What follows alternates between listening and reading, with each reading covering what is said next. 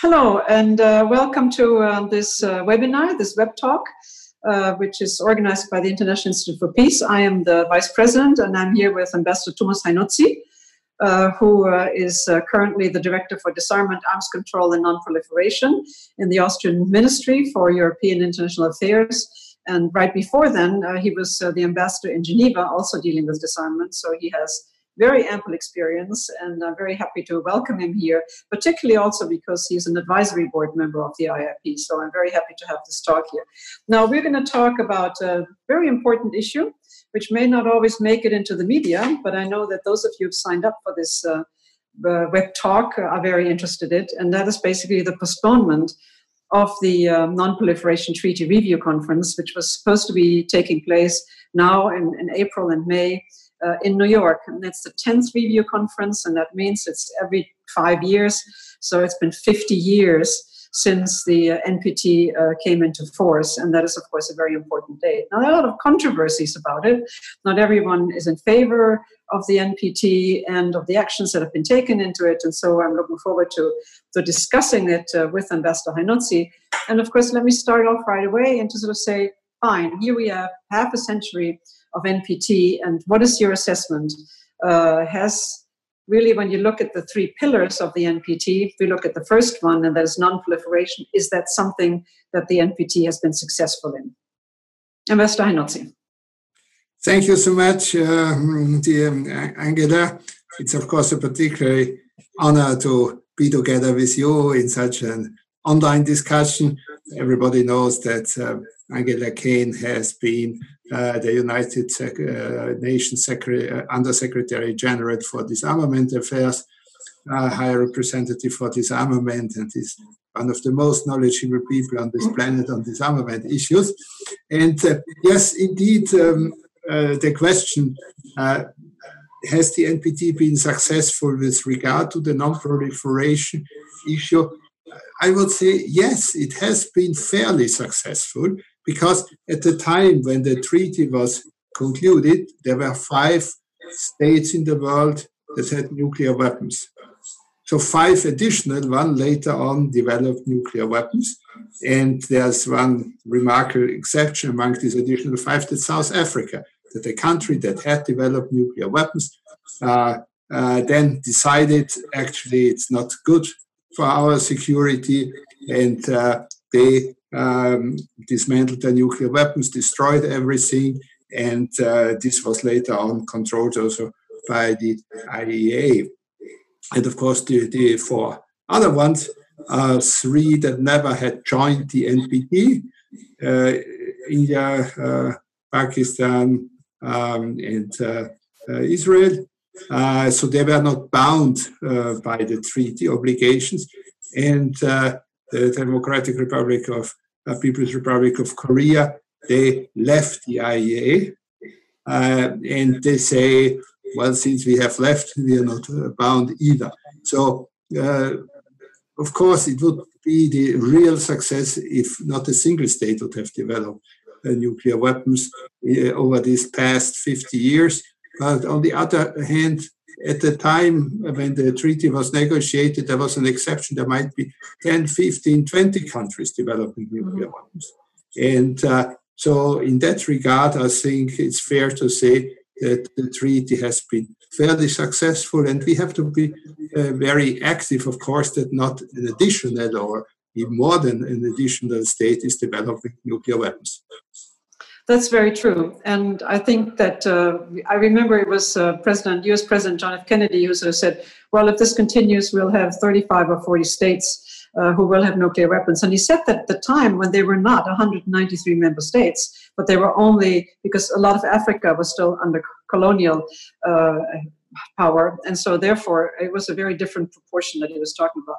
But that's the first pillar, and that's the non-proliferation that you talked about.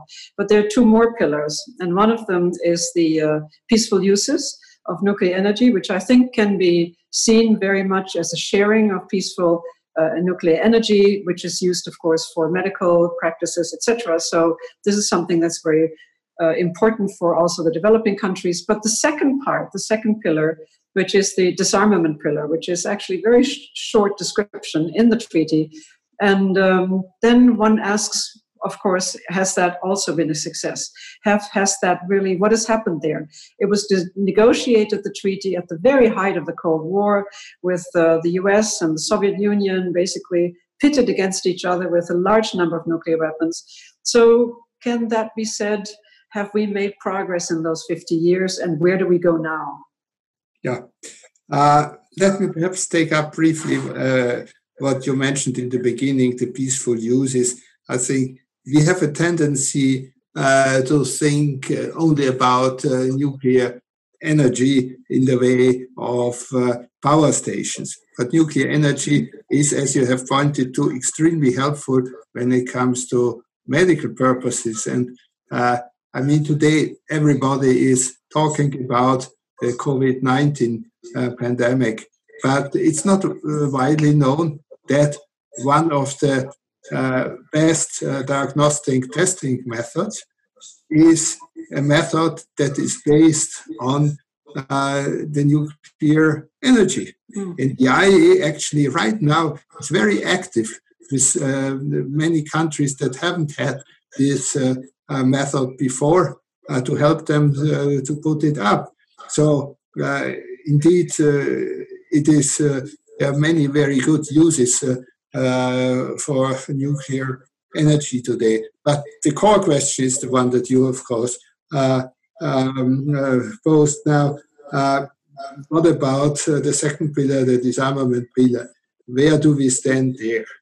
And I think when we look back 50 years, it's fair to say that the number of nuclear weapons has reduced quite a lot, more than 80%. But that has happened quite a number of years ago. And the situation we are in today is, unfortunately, most of the treaties that were set up in order to stop at least further nuclear weapons development and also to build up trust and to bring the numbers down, like START and so on,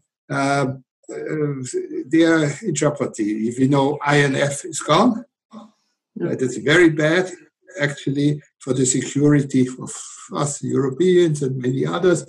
And it seems now that also the new START treaty might expire without any prolongation. And actually, that's the last big arms control treaty that is still vivid. So that means we are opening up now to an unbridled arms race.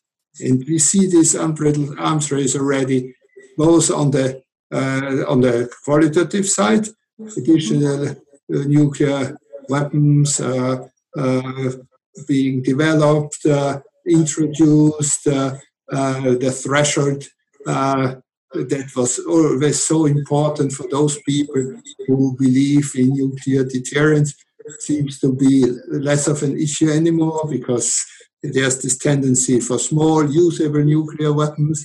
And then, of course, we have, with new technologies, great possibilities, hypersonic nuclear weapons.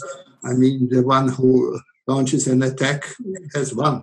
There's no real deterrence element there, because when you're trigger happy, you made it. We have so many problems when you think about cyber. So we are in a different world now.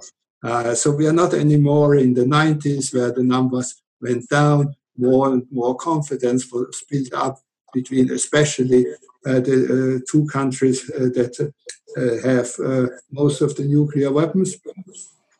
And so that's a very dangerous development. And when you take the treaty, indeed, after 50 years, we are far away from reaching the objective of Article 6, which is, of course, nuclear disarmament. And when you undertake to pursue negotiations in good faith, yes, it may take some time. Yeah. 50 years. I know. So And that's the frustration of most countries.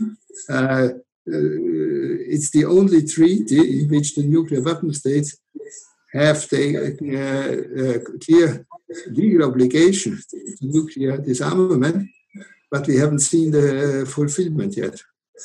Thank you. No, I think that is very true. And when you think back and you say about the 90s, and I remember when the wall fell, and there were a number of other countries that all of a sudden popped up on the screen, and we thought that everything was just going to be a much different world than we're looking at now. That is not really that long ago. Even 10 years ago, we had then President Obama from the United States, who sort of said, nuclear weapons, no, I'm hoping that my children will grow up without nuclear weapons. And that led to a review conference in 2010 that was a very important one because it made very far-reaching agreements, but it also did something that had not been really put into the focus before, and that was the so-called humanitarian dimension. Because as we know, the only nuclear bombs that were ever detonated and where we know about the horrible effects on the population and on the environment and the country were in Hiroshima and Nagasaki, and that was now a long time ago, 75 years ago, and many of the people who survived that attack are very few of them are left because a lot of them have died already. So the humanitarian initiative and the focus on humanitarian efforts, like who can control actually what happens if you have a nuclear bomb explosion, even a modest one like it was, as we now would say in Hiroshima and Nagasaki, what would happen? So you had very far-reaching measures that were agreed on, and Austria particularly took a very important role in this, in moving this forward. So maybe you can talk a little bit about how that happened, what was the result of it, and where are we now? Mm-hmm. Well, with pleasure. Actually, when we look back, the reason why there's such a need for nuclear disarmament is, of course, the havoc and suffering that any use of these weapons, even if it is by error only, would bring about mankind. And when we look a little bit back in the history of the United Nations, the very first UN General Assembly resolution was on. So people were very much aware of this in 1946. And it seems then over the years that this underpinning was not so much in the forefront anymore. Mm-hmm. But on the other hand, science has progressed, and we have learned much more about the effect that any use of nuclear weapons would bring about mankind. There are highly interesting, and I must say frightening studies, what it would mean if there would be limited nuclear exchange, for example, in South Asia, what it would mean for the population, yes, here in Austria, in Europe. People would die quite a number because there's this effect of nuclear winter and so on and so on. So we knew more about the effects of any nuclear weapon explosion, but we didn't really discuss this. And together with Mexico in the beginning, Norway, and then some other countries, we started conferences where scientists offered their knowledge, where we had discussion and so on. And the more you know about this, you feel a need, when it is so dangerous, we have to do something about this. Mm-hmm. You cannot just listen and say, it's really bad. So the third of the conferences this year took place in Vienna, in the Hofburg, in 2014. And there was a very high attendance. Even some nuclear weapon states like the US and the UK came. And at the end, we, in our national capacity, made a pledge where we said, well, and therefore we have to work for a legally binding norm that this would not happen. And there was a high interest all of a sudden from many countries to join this pledge, which was only the Austrian pledge in the beginning. It became then the humanitarian. And so something like 123 7 states joined this, and that I think made an impact in the disarmament discussion, and raised the awareness that the non-nuclear weapon states too have a responsibility. We cannot just sit on the fence and wait and see whether or not the nuclear weapon states are reducing and finally eliminating the nuclear weapons. So that was quite helpful. But it is already in the treaty, because when you take the preamble of the treaty, it starts there considering the devastation that would be visible upon all mankind by nuclear war. And then comes immediately the consequent need to make every effort to avert the danger of nuclear war and to take measures to safeguard the security of peoples. And the only absolute security is that nuclear weapons are eliminated. That's very true. And I think taking it from the preamble and then also putting it in the 2010 document, which then was taken up first by Norway, was really a very important and a very smart move, if I can call it that, from my perspective. And I remember at the time I was High Representative for Disarmament Affairs, and I called up the Norwegian Foreign Ministry and said, "Oh, you're organizing this very important conference, but, you know, the UN is not invited."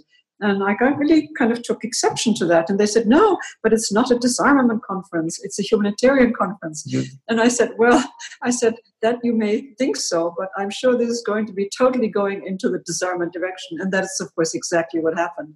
And it took on a very important role in the whole disarmament discussions. And of course, it also led to the Treaty on the Prohibition against Nuclear Weapons, which we now have not yet in force, and I don't think that any of the nuclear weapon possessors will join it. But on the other hand, I think it reinforces the norm against the use of nuclear weapons and also against the possession of nuclear weapons, particularly in these times that are called very uncertain. And you've already mentioned a number of the arms control treaties that were abrogated, that are in danger of even lapsing, like New START and so forth. So this is really very important.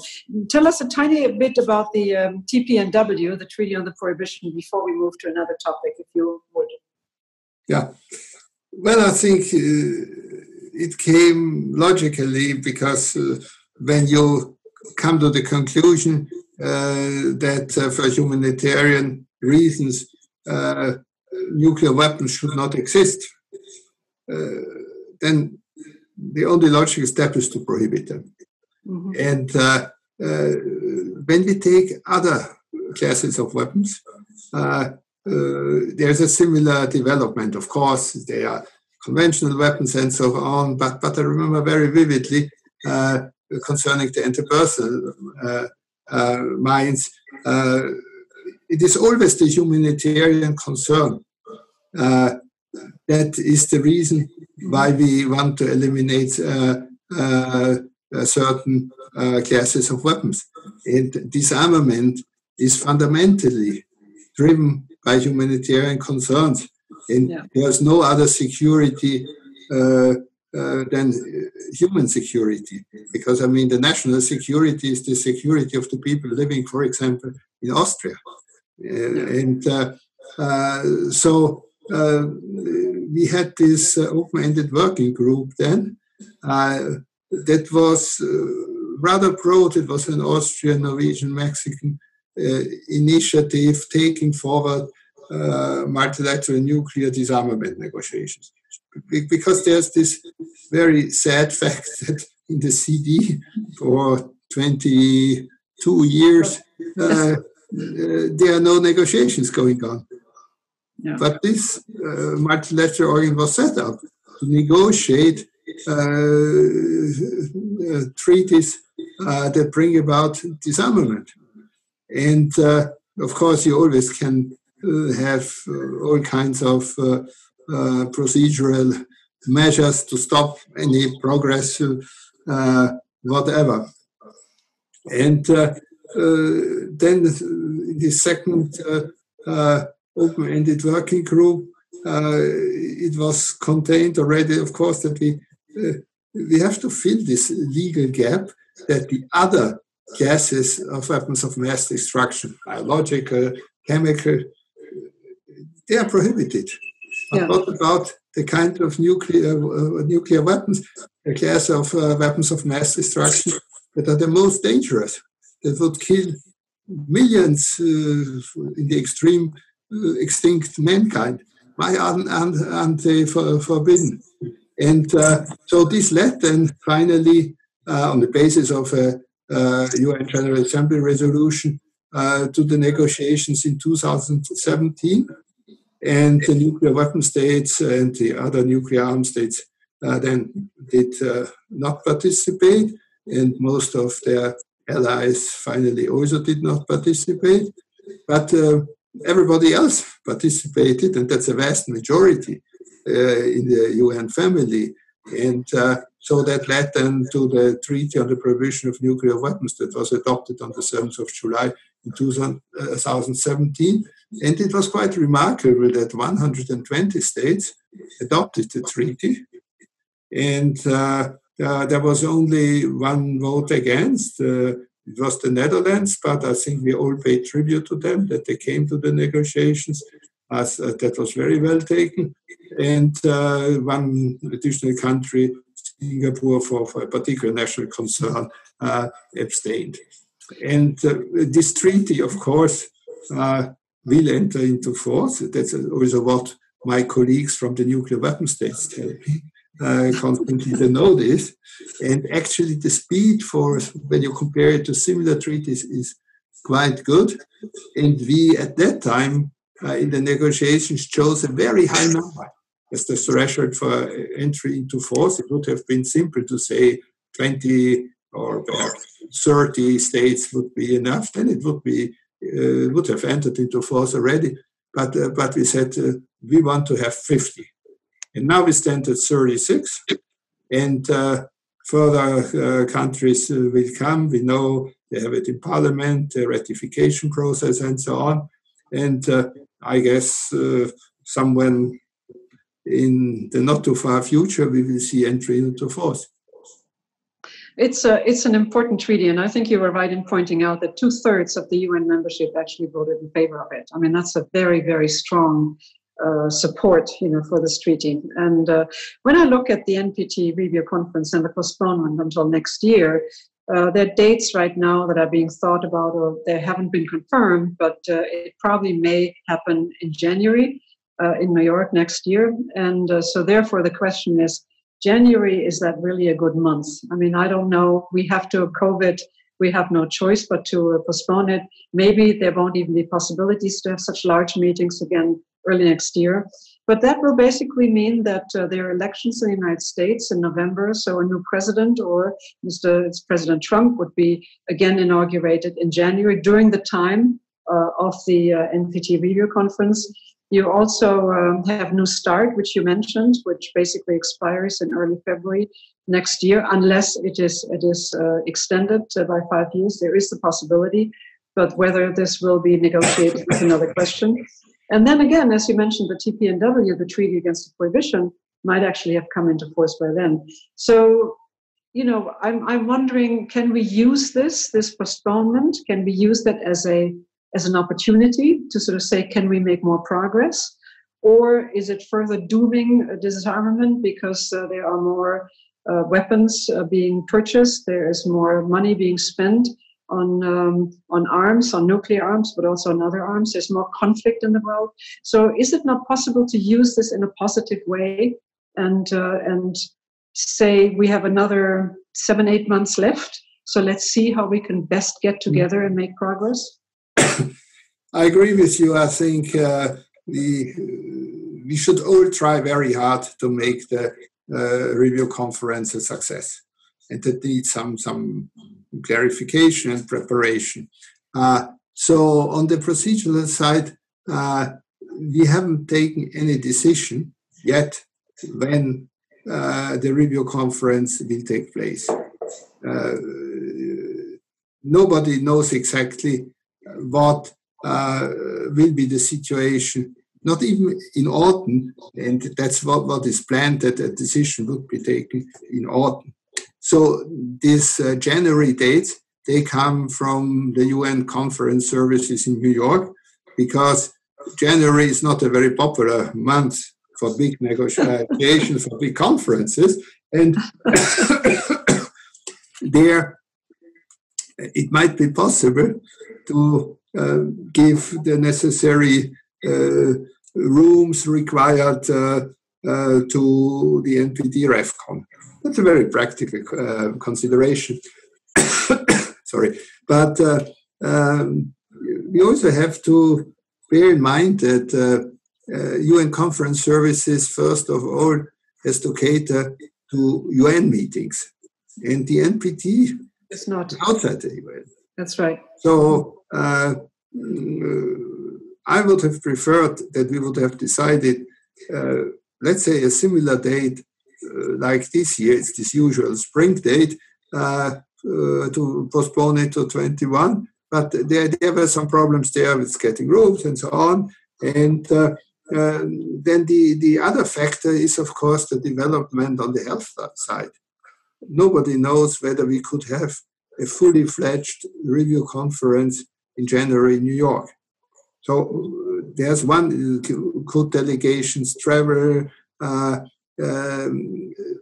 from an Austrian perspective? It is very important that it's a fully fledged conference.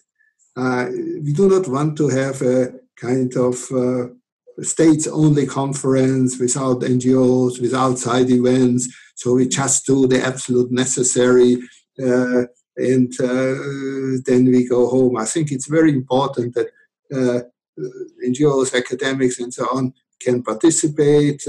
It's important also for the perception of the NPT, that it is inclusive, not exclusive.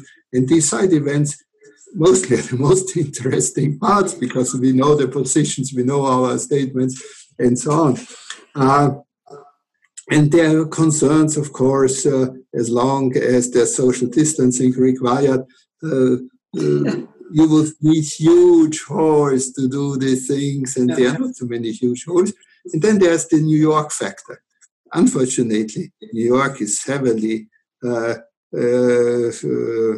stricken by the COVID virus. Yeah. In Europe, it's already better.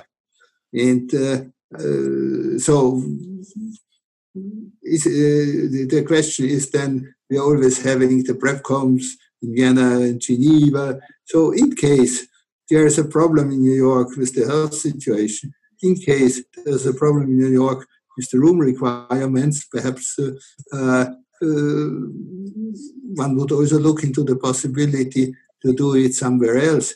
But the political consideration, you are so right, it seems about the worst moment when you think about the American elections. I mean, it's very hard for US delegation to take a position when you know the next month there will be a totally new team and so on.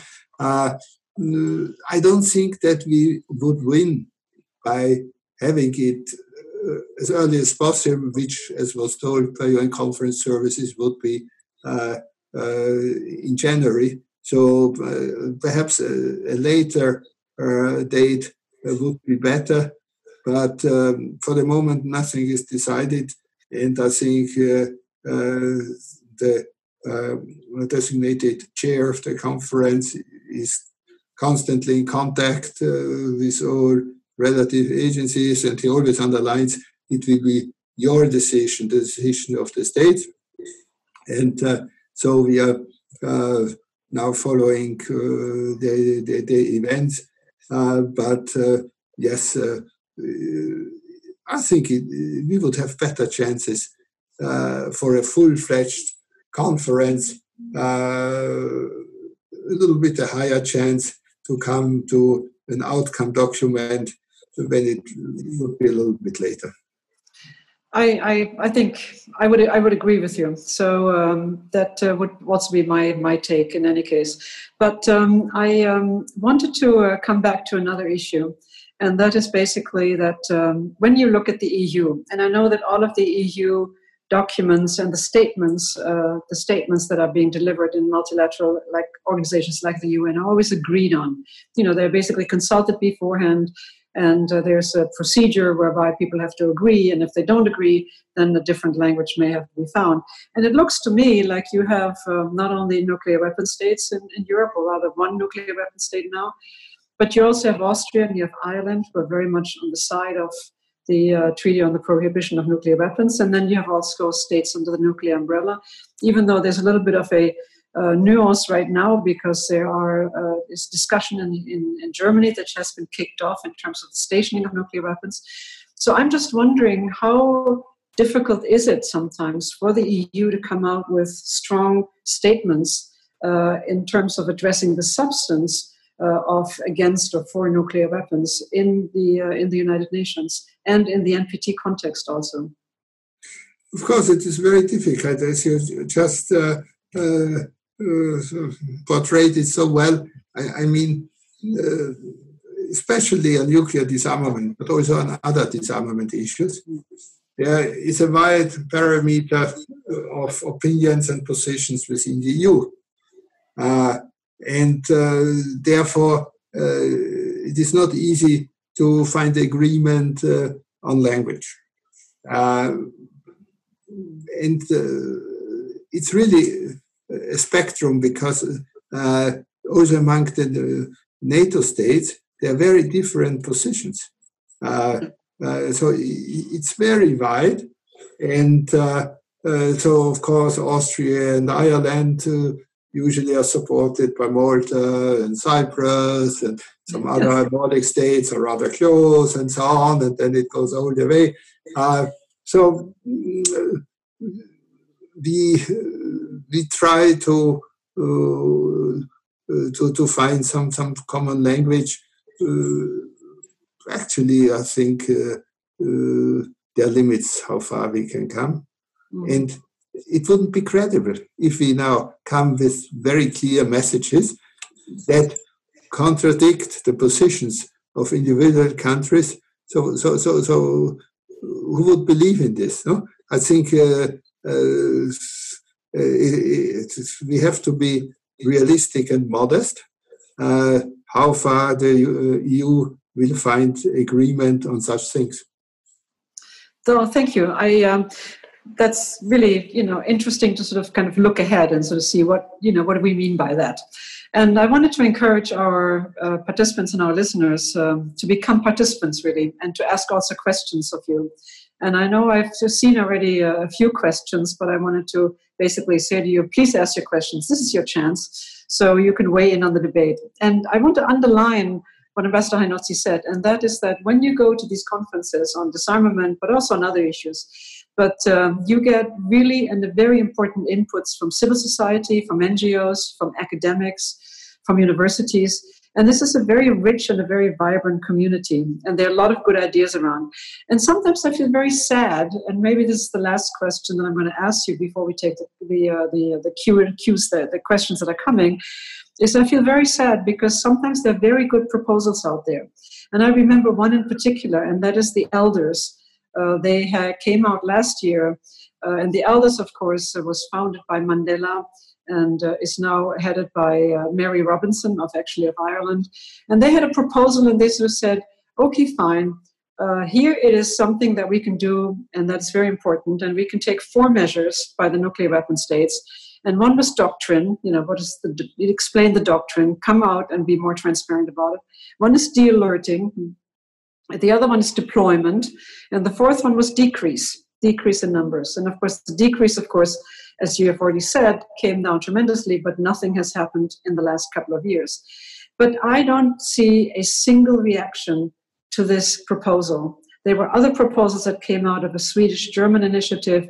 And again, it seems to be going into, I don't want to say a black hole, but there isn't a lot of take-up on these things. And I find that very sad. And maybe using this possibility of the postponement, there can be more work done on this. Yeah, I would agree with you totally. I think what we see from the elders, what we see from former commanders of nuclear forces, is once they can freely speak their mind based on their tremendous experience, they come all to a position that is really in favor of nuclear disarmament. I'm thinking also about Global Zero initiatives, where former nuclear commanders from the US, from Russia, from India, from all those states cooperate. So these 5 points from the elders, I think they are very true. But basically, it boils down, of course, also to the question, what is the success of a review conference? And that's sorry, yeah, go ahead, yeah. No. This is very interesting, because one of the questions that I'm looking at is precisely on that. I mean, the person says, I'm not sure what successful really means. Does it mean that there is a final document, no matter what? And as we know, in 2015, the last review conference, there was no final documents. And basically, if you have a final document that's called successful, does it mean that we exclude some controversial issues? And we haven't really touched upon this, but the reason why the 2015 review conference did not end up with a final document was because there was no agreement on the zone free of weapons of mass destruction in the Middle East, which had been agreed to by consensus in previous conferences. And also, I think the ban treaty, because it wasn't there yet, but on the other hand, it couldn't be taken forward. So, would a general declaration be called a success? Or, what would be considered a success, or rather a failure? What would your opinion be? Well, for me, the reason why we are having these review conferences is precisely what is in the title. To look back, how is the treaty working? What about the implementation of the obligations? And so always these outcome documents have the backward-looking part. Usually there's no agreement on this part, and it's done the responsibility of the chair.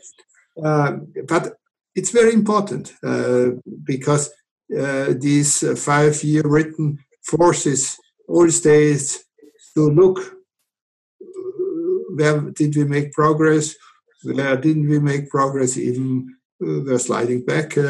And we have to take stock. I think we owe it also to the treaty because it's such a fundamental treaty.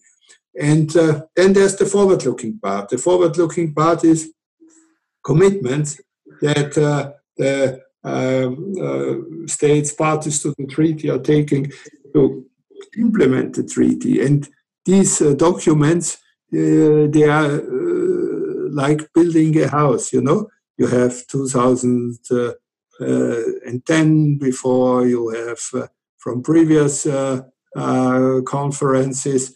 And so for me, the first principle is do no harm. I wouldn't like to see only success.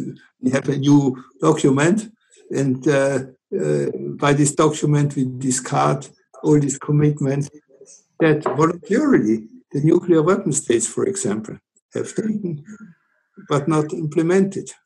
And when you take the document from 2010, well, unfortunately, it's still valid. So I think that's for me the most important part. Then comes, of course, the issue: what should a new document look like? I would like to see a reaffirmation of the former outcomes documents, just to make it clear that nobody can say we didn't mention it, and I don't feel bound by this again. And then perhaps we could add additional commitments. And I don't think that in such a document we have to comment on, for example, the DPNW, because we know that a number of states, the minority, but of course those who have nuclear weapons, they still have not made it as far as your successor, Tsuman Akamitsu, always says it's part of the disarmament architecture. Whether you like it or not like it, it's there. Yeah. Also, as we always say, you cannot really fulfill this disarmament obligation, Article 6, without a legally binding norm to prohibit nuclear weapons. And it was in all prohibition treaties of weapons of mass destruction the same thing. The prohibition came first and then followed, and as we see, with carrying the weapons can take many, many years. The destruction of these weapons, I think that's quite normal. So I don't see that there would be a major problem on those things, if not someone wants to create problems. Of course, diplomats are trained to make problems when it is technically wise when they think so. But there's no particular need. Even the nuclear weapon-free zone in the Middle East, I mean, now we have the series of conferences. It doesn't mean it's not anymore part of the NPT framework, but at least something is going on. So this would, of course, make it perhaps a little bit easier, that this is not as difficult as it has been last time. Again, there are many ways to make it a stumbling block if you want.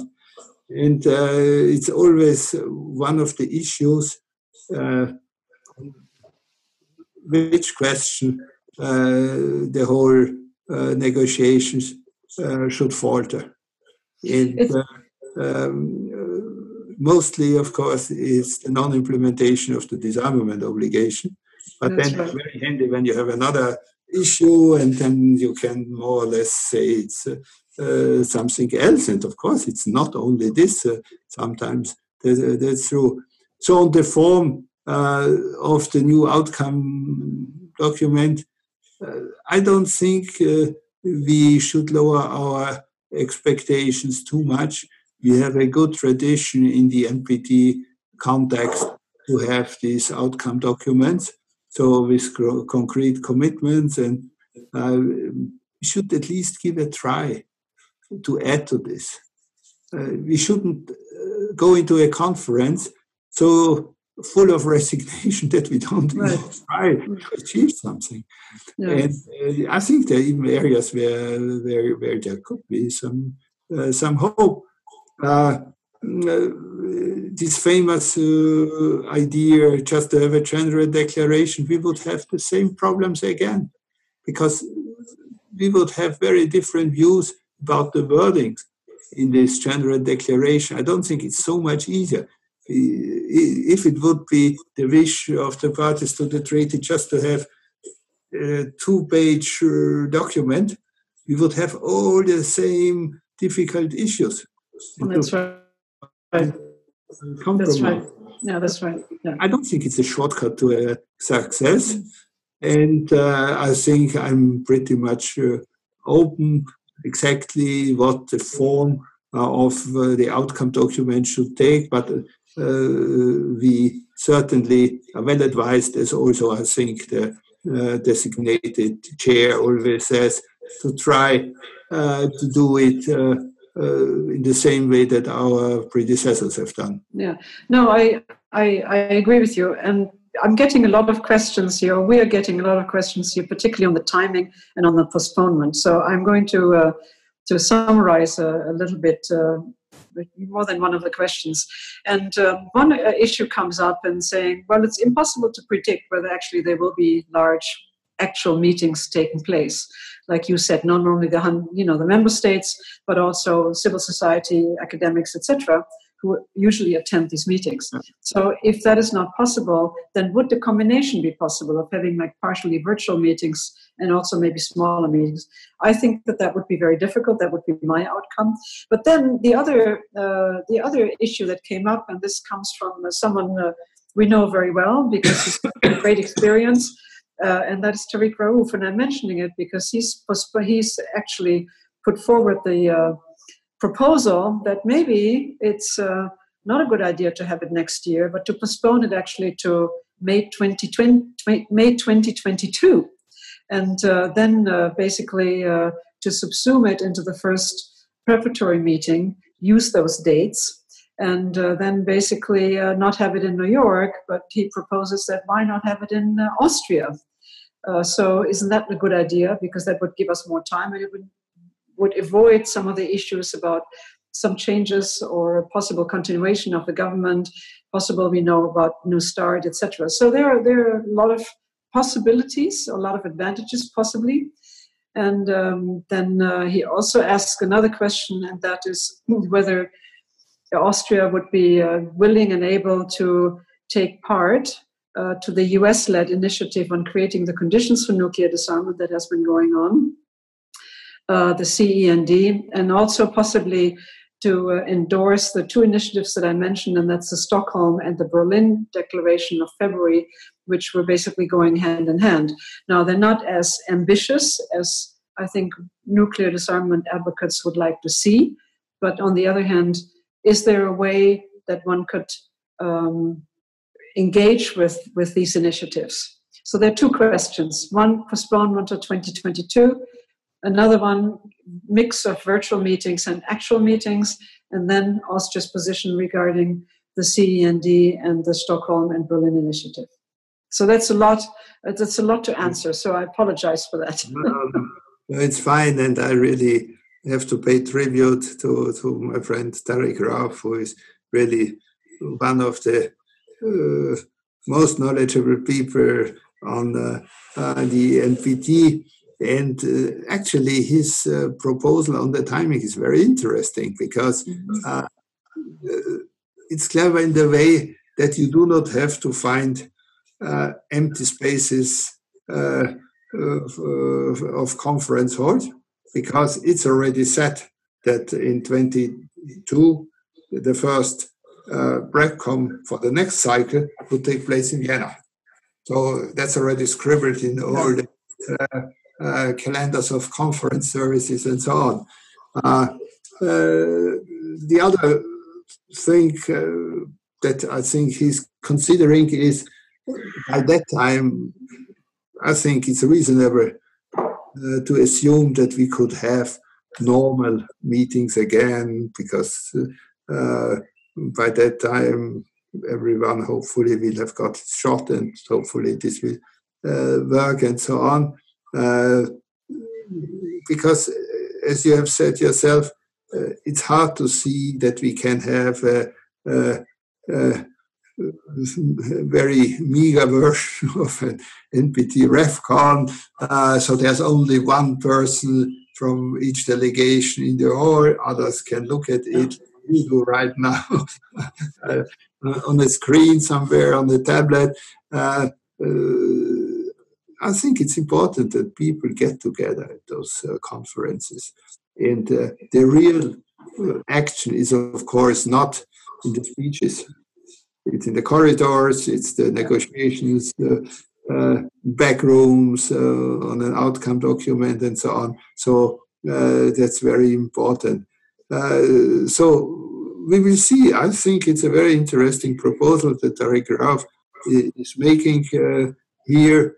And let's wait and see how things will develop now until autumn, when we presumably, hopefully, can take a decision on the dates and I mean, on the venue. Of course, as I have mentioned, there are good arguments that it doesn't have to be New York. It can be New York, but it can also be at under UN premises like Vienna or Geneva.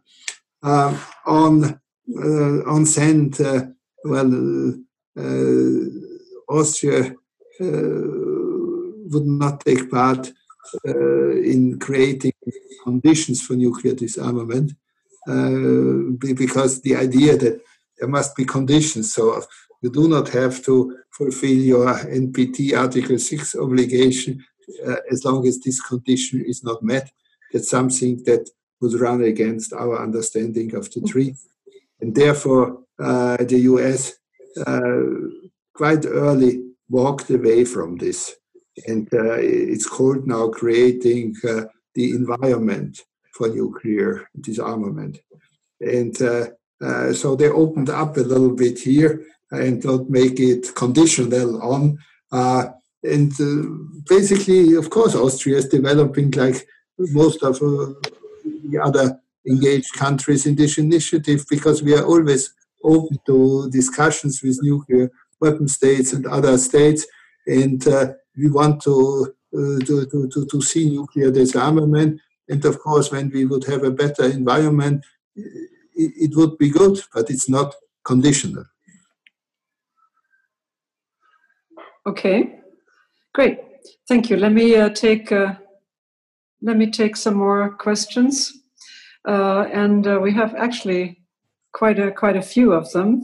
And one of them is a very interesting question as well, and that comes from one of the CTBTO youth members who is very engaged in the international youth disarmament movement. And he is Ilya Kosenko from Russia, and he's actually asking, is there a connection between CTBT and NPT? And what global agenda could both NPT and CTBT share in the face of rising global security challenges? Well, of course, there's a connection, because I think all these treaties are very important for the implementation of the Article 6 obligation, and especially the CTBT. And when you even look back in history, the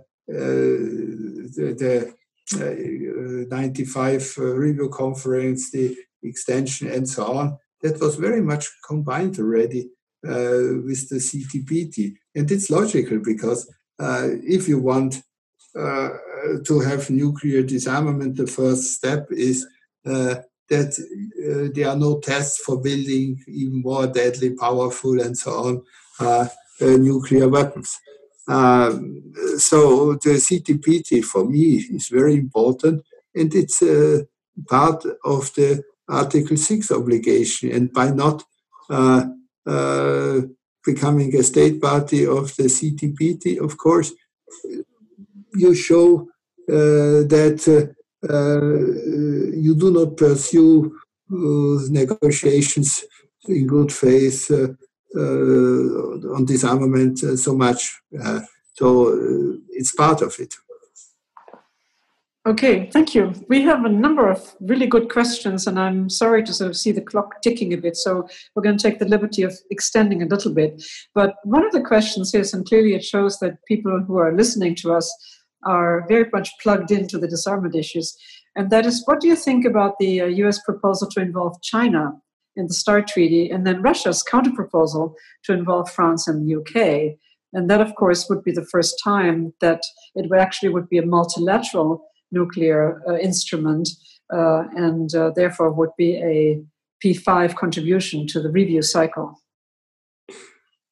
Yeah, well, of course, I mean, we from our position would like to see that all countries that have nuclear arms take firm commitments, and presumably gradually reducing through negotiations, and do it. So in that respect, I think it's a very good proposal. But at the same time, it shouldn't be blocking the extension of New START, because we know there's not a lot of time, just a couple of months. And definitely you're not able to come up with a totally new, much more comprehensive treaty, also with respect to the weapons that you would include, and the missiles and so on, and additional countries. So if you are serious about this very good proposal, the only path is to extend now. 5 years is the usual number of years, even mentioned there.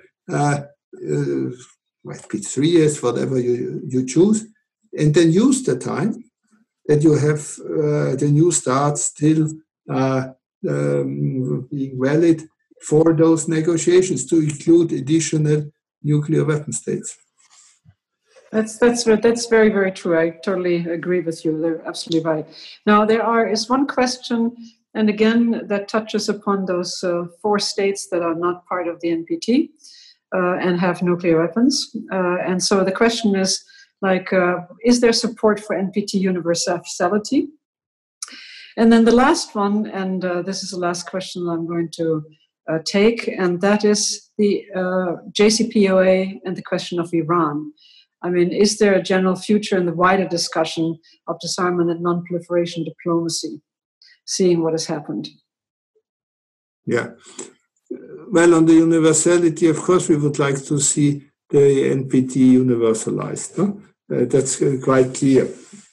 And on the other hand, we know very well from our colleagues from countries that have nuclear arms but are not state parties to the NPT, that they are not intending to join the NPT as a non-nuclear weapon state. In the end, I think the solution can only be that all states that have nuclear weapons will destroy them. Mm-hmm. That's the only reasonable solution, because that's what the treaty demands, and also common sense. So I don't see any impediment that states parties of the treaty don't speak to the nuclear armed states outside. So if you want to have nuclear disarmament, you can talk with them, certainly. On the JCPOA, I think we're in a very difficult situation, definitely. And that's, of course, non-proliferation issue, not so much about nuclear disarmament. And we always have learned that pacta sunt servanda. And so a lot of confidence, both in the treaty and the country that is leaving such an arrangement that, after all, was reaffirmed by Security Council resolution, which is very detailed and so on. That makes it very hard. On the other hand, that shouldn't be any excuse not to fulfill the obligations that you have taken. So I think this is really a problem also for the forthcoming review conference. Yeah. And we will see how things will develop. I think there are possibilities that it would get worse, but there are also perhaps possibilities that it would get better. But what we have achieved so far, and there the EU, I think, played a very good role, is that the JCPOA is still alive. And we, from our side, of course, would like that it stays alive and it will be fulfilled. I like your remark about it can still get better. And I think that in time of the coronavirus, COVID-19, we all need to think about what actually happened to our lives and what happened to our world. And I would hope that maybe people start thinking about, can we really do something in order to improve our lives together? And can we do and make something meaningful out of it?